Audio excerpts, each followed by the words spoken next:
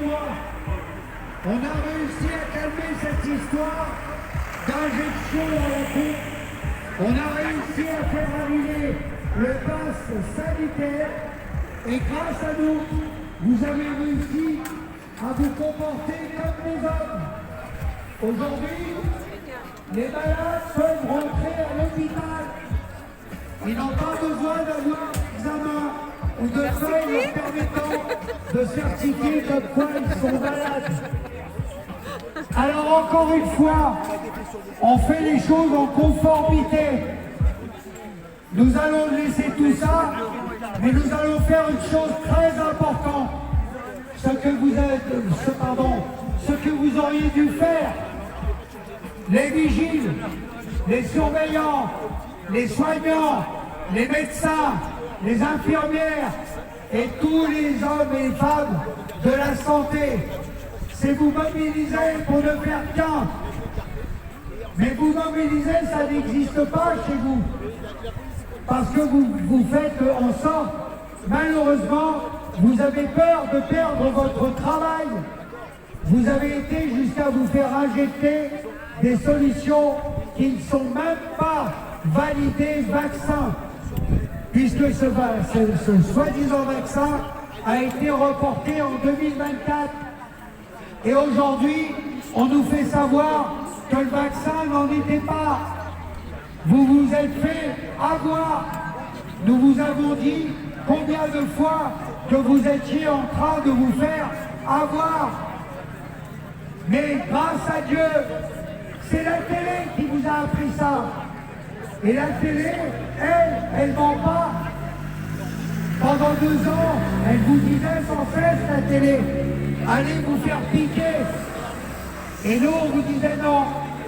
Mais la télé aujourd'hui vous dit simplement que les médecins, etc., vous ont raconté des bêtises. Et vous, en fin de compte, vous n'êtes pas content. C'est ballot. Et vous êtes tellement pas content que vous avez forcé vos enfants à faire leurs injections. Je souhaite que vos enfants n'ont rien eu. Mais sachez que sur les injections égales à 3% de la population infantile, il y a 53 enfants qui sont morts. Ils sont morts de thrombose.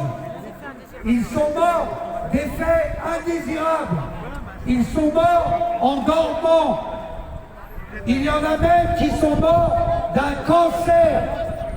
53 enfants. Alors aujourd'hui, ceux qui n'ont pas d'enfants, c'est très bien. Je vous conseillerais de ne pas en faire pour l'instant. Quant aux vigiles, quant aux soignants, aux médecins, aux infirmiers, je leur souhaite une chose, de réviser le serment d'Hippocrate qu'ils ont fait et s'apercevront que pendant une date certaine, ils se sont trompés. Nous attendons d'eux un pardon de nous avoir indiqué de fausses choses entre ceux dont le conflit d'intérêts est tellement voyant qu'aujourd'hui ils se cachent. Le conflit d'intérêts de tous ces scientifiques que vous avez vus à la télévision vous ont trompé. La seule chose que vous faites aujourd'hui, c'est de sourire. Mais moi, je vous dis que votre sourire, c'est un sourire hypocrite. C'est un sourire de peur. Parce que vous êtes incapable de vous lever et de vous hurler et de dire qu'on vous a trompé et de demander des explications. Alors il va se passer quelque chose demain. Il va se passer quelque chose demain pour vos enfants. Vous les parents qui avez des enfants âgés de 3 à 6 ans, on a cherché à les injecter. Maintenant, on va chercher à les formater. À l'école, il se passe des choses pas jolies. Alors nous, vous proposez de les laisser parler. de les laisser parler. Ils ont plein de choses à vous raconter. Ils ont plein de choses à vous dire. Et quand ils vont vous raconter ces choses, peut-être là, votre cerveau lobotomisé, qui passe son temps à rigoler comme des tordus, va peut-être se réveiller. Vous avez raison. Vous pouvez être angoissé, parce qu'il s'agit de l'avenir de nos enfants. Le vôtre, en tant qu'adulte, il est déjà passé. Vous êtes déjà formé. Rien ne sera changé. C'est comme ça. On vous a élevé comme ça. Regardez, aujourd'hui, on disait dans le chemin.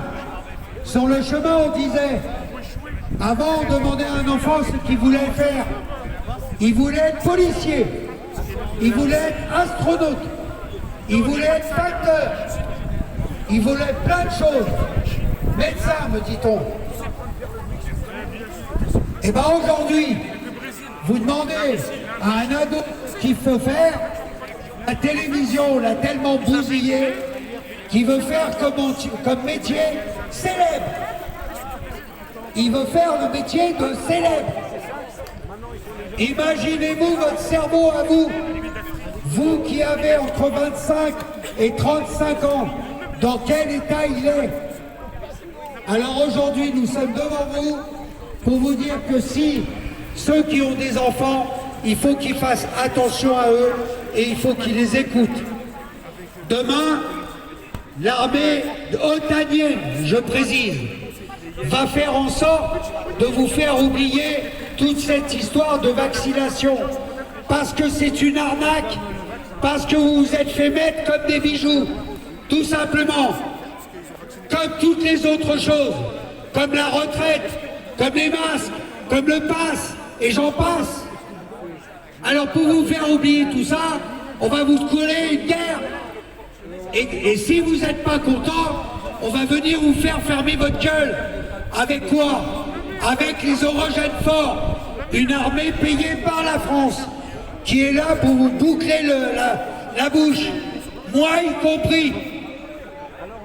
Allons-nous ne pas passer notre temps à se battre pour vous faire comprendre que si vous ne vous mobilisez pas, si vous ne faites rien, vous êtes comme nous, vous êtes morts. Parce que si le pays meurt, vous mourrez avec. Que vous soyez vieux, que vous soyez moins vieux, que vous soyez adolescent, adulte ou même les enfants, ce sera à cause de vous, à cause de votre indifférence, de n'avoir jamais rien dit et d'avoir préféré penser qu'à votre gueule. Pardon d'être vulgaire, mais c'est ça. Vous ne pensez qu'à votre gueule. Vous ne pensez pas à communauté. Vous ne pensez pas à votre pays. Vous ne pensez, je ne sais même pas à quoi vous pensez.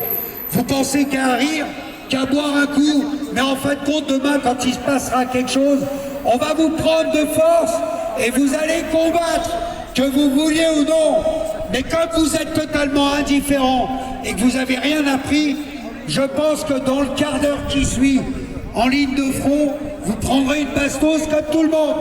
Merci beaucoup. Je vais passer la parole à Alain, parce que lui, il est plus gentil que moi.